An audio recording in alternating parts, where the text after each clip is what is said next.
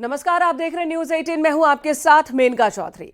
उत्तर प्रदेश सरकार ने पिछले 8 साल में न केवल अपराधियों पर कार्रवाई का बुलडोजर चलाया, बल्कि प्रदेश में आतंकवादी संगठनों के स्लीपिंग मॉड्यूल्स और असामाजिक तत्वों पर भी शिकंजा कसा है। उत्तर प्रदेश में न सिर्फ आतंकवादियों के नेटवर्क को ध्वस्त किया गया, बल्कि टेरर फंडिंग, धार्मिक उन्माद, फर्जी दस्तावेज और विदेशी घुसपैठ पर सर्जिकल स्ट्राइक का दावा किया गया है। योगी सरकार ने 142 स्लीपिंग मॉड्यूल्स को अरेस्ट करवाया अब तक, जबकि एक को एनकाउंटर में ढेर किया गया। एटीएस ने आतंकवादियों को पनाह और गोपनीय सूचनाएं देने वाले प्रदेश में एक्टिव 131 स्लीपिंग मॉड्यूल्स को अरेस्ट किया। ISIS, al Qaeda, ISI, Jamaat ul Mujahideen, PFI, Simi समेत तकरीबन 1 दर्जन आतंकवादी संगठन से जुड़े स्लीपिंग मॉड्यूल्स को ध्वस्त किया गया। तो ये दावे सरकार की ओर से किए गए हैं। 142 स्लीपिंग मॉड्यूल्स गिरफ्तार किए गए 2017 से अब तक, ये बड़ा दावा किया जा रहा है यूपी सरकार की ओर से।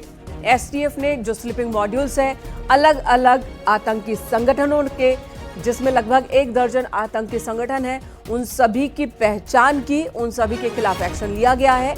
142 गिरफ्तार किए गए हैं, जबकि कईयों के पीछे अभी भी जांच एजेंसियां लगी हुई हैं। और इस वक्त पूर्व डीजीपी ओपी सिंह जी हमारे साथ जुड़ गए हैं। ओपी सिंह जी, न्यूज 18 पर आपका स्वागत है। ये बड़ी खबर जो आंकड़े हैं सरकार की ओर से रखे गए हैं कि 142 स्लीपिंग मॉड्यूल्स को अब तक गिरफ्तार किया गया है। नहीं, बिल्कुल ये उत्तर प्रदेश पुलिस की एक बहुत बड़ी उपलब्धि रही है। 2017 से लेके अब तक न केवल अपराध पर बल्कि आतंकवादी घटनाओं पर भी हम लोगों ने नकेल कसा है। आतंकवादियों के नेटवर्क को ध्वस्त किया है, 142 स्लीपिंग मॉड्यूल को अरेस्ट किया है, और साथ ही साथ कई ऐसे क्षेत्र हैं जिसपे अपने उत्तर प्रदेश पुलिस ने चुनौतियों के साथ साथ नई क्षमताओं के निर्माण के लिए भी उत्प्रेरक के रूप में काम किया है। मैं समझता हूं कि उसके पहले 2017 के पहले बेरोक टोक अपराध होता था और संभावनाओं की सीमाओं को तोड़कर मानसिकता को बदलने के लिए हम लोगों ने तैयारी की, और यही कारण है कि अपराध की चुनौतियों से निपटने के लिए एक बहुत ही सुरक्षित तरीके से एक रोबस्ट पॉलिसी बनाई गई, जिसमें आतंकवादियों के विरुद्ध कार्रवाई की गई। और कई ऐसे स्लीपिंग मॉड्यूल्स हैं, और उसके अलावा कई और भी क्षेत्रों पे, न केवल आतंकवाद पे बल्कि और भी क्षेत्रों पर, लेकिन टेरर फंडिंग से जुड़े हुए और घुसपैठियों से जुड़े हुए, पीएफआई के ऊपर कई ऐसे क्षेत्र हैं जिसमें उत्तर प्रदेश सरकार ने और उत्तर प्रदेश पुलिस ने बहुत ही रोबस्ट तरीके से काम किया है। तो मैं समझता हूं कि इन 8 वर्षों में योगी सरकार का आतंकवाद पे करारा प्रहार रहा है, और पूरे प्रदेश को एक सुरक्षा की भावना मिली है। बिल्कुल। और ओपी सिंह जी, आप खुद जानते हैं, उत्तर प्रदेश को इतने करीब से आपने देखा है, काम किया है इसकी जमीन पर, तो जिस तरह से कई सेंसिटिव इलाके हैं और कई जगह ऐसी है मिक्स्ड कल्चर है, बहुत मुश्किल होता है ऐसे में इस तरह के एक्शन को पूरा करना। योगी सरकार ने जितनी शांति से ये एक्शन किए हैं, उसे लेकर क्या कहेंगे? कितनी बड़ी चुनौती यहां पर रहती है सरकारों के सामने? देखिए, उत्तर प्रदेश सरकार जो है हमेशा चुनौतियों का सामना करती रही है। पिछले 8 वर्षों में हमने देखा कि जिस प्रकार की अपराध की व्यवस्था थी यहाँ पे 2017 के पहले, और विभिन्न प्रकार के अपराध, न केवल ऐसे अपराध जो ऑर्गेनाइज्ड क्राइम से जुड़े हों, न केवल ऐसे क्राइम जो डे टू डे क्राइम में जुड़े हुए हों, बल्कि कई प्रकार के क्राइम वहां पे होते रहे हैं। 2017 से जब नई सरकार आई और उत्तर प्रदेश पुलिस की बागडोर जो है एक सशक्त लीडरशिप की ओर आया, तो उन लोगों ने 2017 से लेकर इन 8 सालों में बहुत तरह के काम किए। हम लोगों ने नॉलेज पार्टनरशिप किया, टेक्नोलॉजिकल अपग्रेडेशन किया, इमरजेंसी यूपी 112 को आगे बढ़ाने की कोशिश की, साइबर क्राइम पे काफी वो किया, न केवल आतंकवाद पे बल्कि क्राइम के विभिन्न आयामों पर हम लोगों ने काफी कबर कसा।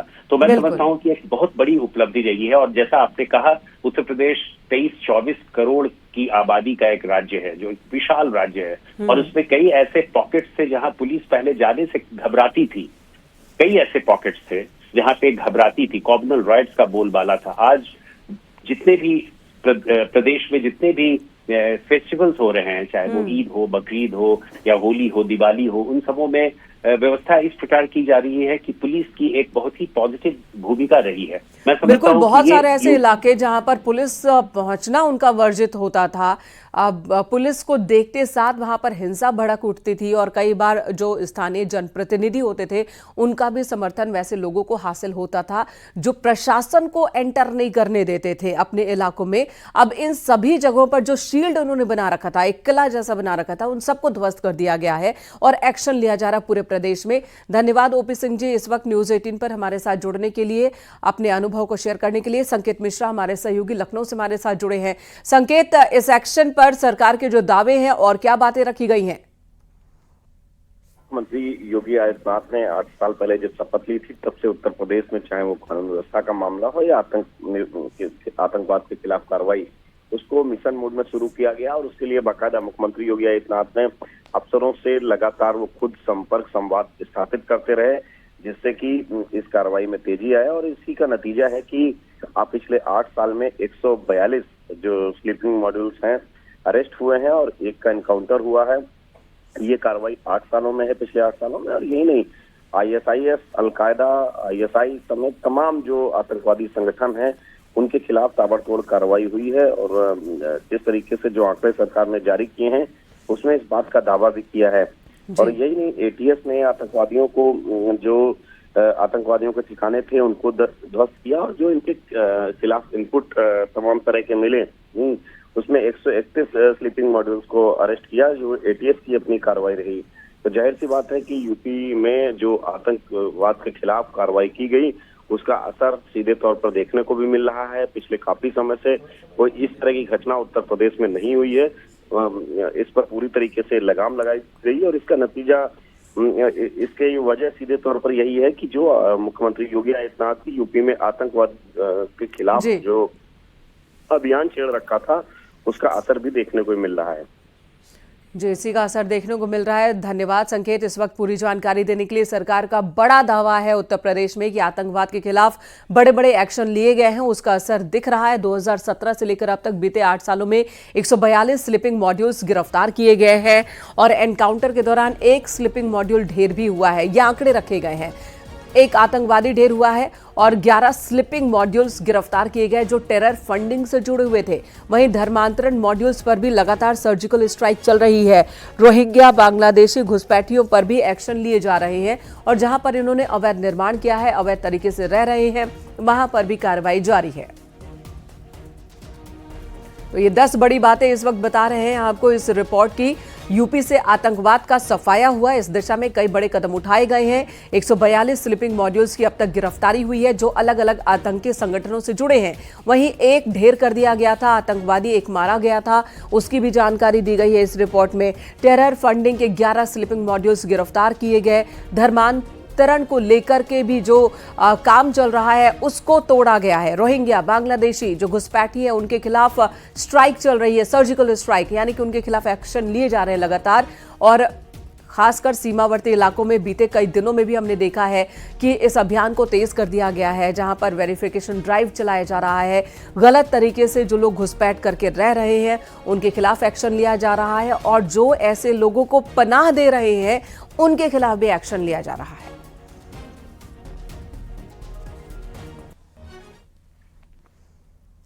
और अगली खबर हरदोई से, जहां पर रामगंगा में नाव पलटने से बड़ा हादसा हुआ। खेत से लौट रहे एक ही परिवार के 7 लोग नाव पलटने की वजह से नदी में गिर गए और तेज धारा में बह गए। इस हादसे में 4 लोगों को सुरक्षित बचाया गया है जबकि 3 लोग लापता हैं। देर रात तक रेस्क्यू ऑपरेशन चला जिसमें 2 बच्चों 14 साल के शिवम और 8 साल की सुनैना के शव बरामद किए गए जबकि 13 साल की सोनिका की तलाश जारी है।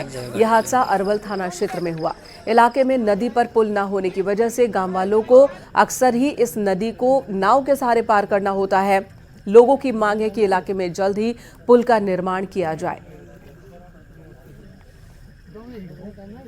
आज रात को लगभग 8 बजे थाना अरवल को सूचना प्राप्त हुई थी कि खदीपुर चैन सिंह गांव के परिवार के 3 बच्चे, जिसमें 2 लड़कियां हैं और 1 बच्चा, तीनों नाबालिग हैं, रामगंगा नदी क्रॉस करते समय इनकी नाव पलटने से 3 बच्चे डूब गए हैं। ये परिवार खेती करता है, रामगंगा नदी के उस तरफ इनके कुछ खेत हैं, तो ये शाम को खेती का कार्य समाप्त करने के पश्चात लौट रहे थे, पूरा परिवार लौट रहा था। जैसे ही नाव किनारे पहुंची, नाव पलट गई है, उसमें 3 बच्चों की डूबने की सूचना थी। वे तत्काल मौके पर पहुंची, रेस्क्यू ऑपरेशन चलाया जा रहा है। अभी रात में रेस्क्यू ऑपरेशन चल रहा है, कुछ गोताखोर इसमें लगे। फ्लड पीएसी को सूचना दे दी गई, वो भी तत्काल मौके पर पहुंच गई। अतिशीघ्र तीनों बच्चों को रिकवर कर लिया जाएगा। इस संबंध में अनुसार कार्रवाई की जाएगी। देखिए, हरदोई के थाना क्षेत्र अरवल से एक दुखद घटना सामने आई है। आपको बता दें, एक नाव जिस पर 7 लोग सवार होकर रोजाना की तरीके से अपना खेत देखने जाया करते थे और आज वो जो नाव थी कुंडा नदी में तेज बहाव आने के चलते पलट गई, जिसमें 7 लोग डूबे थे, जिसमें 4 लोगों को चीख पुकार सुन के गांव वालों ने बचा लिया, वहीं 3 लोगों लापता हो गए। आपको बता दें, डूबने वाले तीनों बच्चे थे, जिसमें 2 बच्चे की जो डेड बॉडी है वो बरामद हो गई। कैमरामैन टीटू के साथ आशीष मिश्रा, न्यूज़ 18 हरदोई। तो रामगंगा नदी में यह हादसा हुआ है, दर्दनाक हादसा हुआ है। रेस्क्यू ऑपरेशन जारी है। एक बच्ची अभी भी लापता है। 2 बच्चों के शव बरामद किए गए हैं और ज्यादातर बच्चे ही सवार थे इस नाव में जो हादसे का शिकार हुए हैं। 7 लोग बह गए, 4 को बचा लिया गया है। 2 बच्चों के शव बरामद हुए हैं। यह ऑपरेशन अब भी जारी है।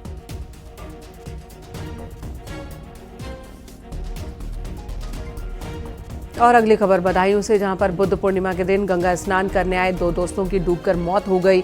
दोनों हाथरस जिले के रहने वाले थे।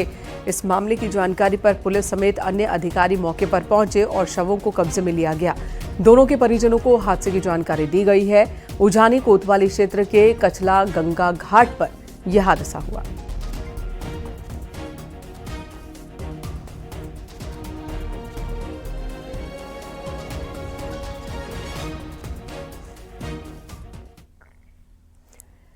बीसीसीआई ने आईपीएल के बाकी मैचेस के शेड्यूल जारी कर दिए हैं। आईपीएल के बाकी बचे मैच 17 मई से खेले जाएंगे। आईपीएल के बचे हुए मैच 6 मैदानों पर खेले जाएंगे। 3 जून को खेला जाएगा आईपीएल का फाइनल मुकाबला। मुंबई, बेंगलुरु, दिल्ली में आईपीएल के अब मैचेस होंगे। आईपीएल का पहला क्वालिफायर 29 मई को खेला जाएगा और दूसरा क्वालिफायर 1 जून को खेला जाएगा। वहीं 3 जून को फाइनल मुकाबला होगा। भारत पाकिस्तान के बीच मौजूदा तनातनी वाले माहौल में आईपीएल मैचेस को स्थगित किया गया था और अब नया शेड्यूल जारी कर दिया गया है। 17 मई से नए शेड्यूल के तहत मैचेस की शुरुआत हो जाएगी। 3 जून तक अब यह मुकाबला चलेगा। 3 जून को फाइनल मैच है।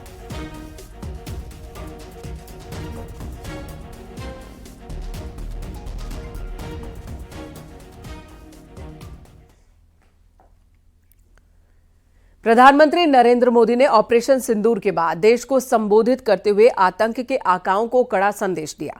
पीएम मोदी ने कहा कि आतंकियों ने हमारी बहनों का सिंदूर उजाड़ा है, इसलिए भारत ने आतंक के मुख्यालय उजाड़ दिए। पीएम मोदी ने पाकिस्तान को साफ संदेश देते हुए कहा कि खून और पानी एक साथ नहीं बहेगा। देश के सद्भाव को तोड़ने की घिनौनी कोशिश कतई बर्दाश्त नहीं की जाएगी। हमने आतंकवादियों को मिट्टी में मिलाने के लिए भारत की सेनाओं को पूरी छूट दे दी है और आज हर आतंकी, आतंक का हर संगठन जान चुका है कि हमारी बहन और बेटियों के माथों से सिंदूर हटाने का अंजाम क्या होता है। भारत की आक्रामक कार्रवाई के बाद पाकिस्तान बचने के रास्ते खोजने लगा। पाकिस्तान दुनिया भर में तनाव कम करने के लिए गुहार लगा रहा था और बुरी तरह पीटने के बाद इसी मजबूरी में 10 मई की दोपहर को पाकिस्तानी सेना ने हमारे डीजीएमओ को संपर्क किया। तब तक हम आतंकवाद के इंफ्रास्ट्रक्चर को बड़े पैमाने पर तबाह कर चुके थे। आतंकियों को मौत के घाट उतार दिया गया था। पाकिस्तान के सीने में बसाए गए आतंक के अड्डों को हमने खंडहर बना दिया था। इसलिए जब पाकिस्तान की तरफ से गुहार लगाई गई। पाकिस्तान की तरफ से जब ये कहा गया कि उसकी ओर से आगे कोई आतंकी गतिविधि और सैन्य दुस्साहस नहीं दिखाया जाएगा, तो भारत ने भी उस पर विचार किया। और मैं फिर दोहरा रहा हूं, हमने पाकिस्तान के आतंकी और सैन्य ठिकानों पर अपनी जवाबी कार्रवाई को अभी सिर्फ स्थगित किया है। आने वाले दिनों में हम पाकिस्तान के हर कदम को इस कसौटी पर मापेंगे कि वो क्या रवैया अपनाता है। भारत पर आतंकी हमला हुआ तो मुंह तोड़ जवाब दिया जाएगा। हम अपने तरीके से अपनी शर्तों पर जवाब देकर रहेंगे। हर उस जगह जाकर कठोर कार्रवाई करेंगे जहां से आतंकी जड़ें निकलती हैं। दूसरा, कोई भी न्यूक्लियर ब्लैकमेल भारत नहीं सहेगा। न्यूक्लियर ब्लैकमेल की आड़ में पनप रहे आतंकी ठिकानों पर भारत सटीक और निर्णायक प्रहार करेगा। आतंकियों ने हमारी बहनों का सिंदूर उजाड़ा था, इसलिए भारत ने आतंक के ये हेडक्वार्टर्स उजाड़ दिए। भारत के इन हमलों में 100 से अधिक खूंखार आतंकवादियों को मौत के घाट उतारा गया है। आतंक के बहुत सारे आका बीते 2.5-3 दशकों से खुलेआम पाकिस्तान में घूम रहे थे, जो भारत के खिलाफ साजिशें करते थे। उन्हें भारत ने एक झटके में खत्म कर दिया। पीएम मोदी के राष्ट्र के नाम संदेश को लेकर सीएम योगी ने ट्वीट किया। उन्होंने लिखा कि पीएम मोदी ने आतंक के खिलाफ नए भारत की नीति को स्पष्ट कर दिया है। ऑपरेशन सिंदूर सिर्फ एक सैन्य कार्रवाई नहीं, ये बहन बेटियों के सम्मान की रक्षा का संकल्प है। जो हमारी माताओं बहनों के माथे से सिंदूर मिटाने का दुस्साहस करेगा, उसका मिट्टी में मिलना तय है। भारत अब चुप नहीं बैठेगा, हर वार का जवाब हमारी शर्तों पर होगा।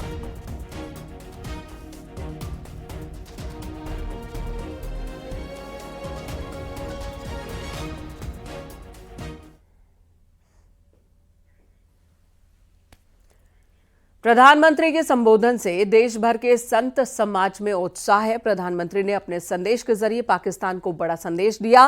प्रधानमंत्री ने अपने संदेश में साफ कर दिया है कि आतंकवादी से अब कोई समझौता नहीं होगा। उन्होंने अपने संदेश के जरिए पाकिस्तान को किस तरह से डपटा है, उससे पूरे देश में एक संतोष दिख रहा है। निश्चित रूप से माननीय प्रधानमंत्री जी ने जो राष्ट्र के नाम संदेश दिया है और उसके साथ साथ पाकिस्तान को भी एक बहुत बड़ा संदेश दिया है कि जब भी वार्ता होगी पीओके की होगी और आतंकवाद के खिलाफ होगी। आतंकवादियों से कोई समझौता नहीं होगा। जो आतंकवादियों का समर्थन करेंगे उस पर कोई समझौता नहीं होगा और ऑपरेशन सिंदूर आतंकवाद के खिलाफ चलता रहेगा।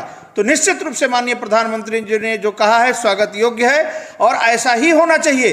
पाकिस्तान से बात करने का कोई मतलब ही नहीं, लेकिन हमारे प्रधानमंत्री ने कहा है क्योंकि अब हमारे प्रधानमंत्री का एजेंडा है पीओके मुक्त होना चाहिए, तो सही कहा कि बात होगी तो आतंक को समाप्त करने को होगी और पीओके वापस होने पर होगी। तो इस निर्णय का स्वागत है। अयोध्या में माननीय प्रधानमंत्री जी के प्रयासों की सफलता के लिए 2014 से अनुष्ठान चल रहा है। अक्षय तृतीया से एक दिन पूर्व भारत भारतीय सेना को खुली छूट मिलने की सूचना मिलने के बाद बगला ब्रह्मास्त्र महायज्ञ शुरू किया गया था। आज यशस्वी प्रधानमंत्री जी का राष्ट्र के नाम संबोधन सुनने के बाद उस महायज्ञ की पूर्णाहुति का कार्यक्रम संपादित किया जा रहा है।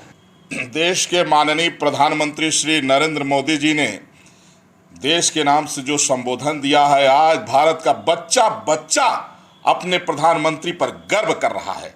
प्रधानमंत्री नरेंद्र मोदी जी ने साफ शब्दों में कह दिया है कि हमने सेना को आतंकियों के खिलाफ खुली छूट दी है और उन्होंने कहा कि ऑपरेशन सिंदूर आतंकियों के खिलाफ जारी रहेगा जब तक आतंकवाद जीरो नहीं हो जाता, समाप्त नहीं हो जाता।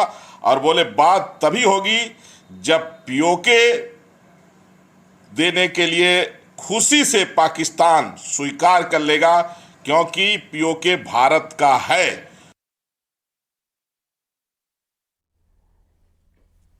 सीज फायर को लेकर सवाल पर मंत्री ओपी राजभर का विपक्ष पर पलटवार। कहा, विपक्ष को बस विरोध करना है, हमारे पीएम ने सराहनीय कदम उठाया, कोई छेड़ेगा तो उसे हम छोड़ेंगे नहीं। विपक्ष का काम है विरोध करना सरकार का। एक लोगों ने ये मान लिया कि विरोध करना है। दुनिया के तमाम देशों को मिलाकर के अलग अलग संगठन बने हुए हैं, तो उसमें कुछ शर्तें हैं जो भारत को भी उन शर्तों को मानना है। और हमारे देश के प्रधानमंत्री जी ने जो कदम बढ़ाया, एक सराहनीय कदम था और हम तो उनकी जितनी प्रशंसा करें वो कम है। और जो दुनिया के तमाम राष्ट्राध्यक्ष हैं उन लोगों के निवेदन पर कि भाई युद्ध अच्छी चीज़ नहीं है, हम सब लोग मिल कर के रहें, विकास के लिए काम करें, जो ये आतंकवाद आप पाल करके रखे हो ऐसी व्यवस्था मत करो। तो जब लोगों ने समझाया है तो बात बनी है। अब वो जैसा कि प्रधानमंत्री जी ने कहा भी है कि अगर कोई हमको छेड़ेगा तो हम उसको छोड़ेंगे नहीं। हमने आप जाते हैं जब विश्व बैंक से मदद लेने के लिए, तो विश्व बैंक के जो मेंबर हैं तो उनकी बात तो माननी पड़ेगी ना। अब वो उनका विषय है, लेकिन जो देश चला रहा है माननीय प्रधानमंत्री जी देश चला रहे हैं, माननीय नरेंद्र मोदी जी, तो उनको न दुनिया के सामने जाके बैठ के बात करना है कि जातों को कांटा बोई ताको बो भाला, वो समझ जाए कि पड़ा किसी से पाला है।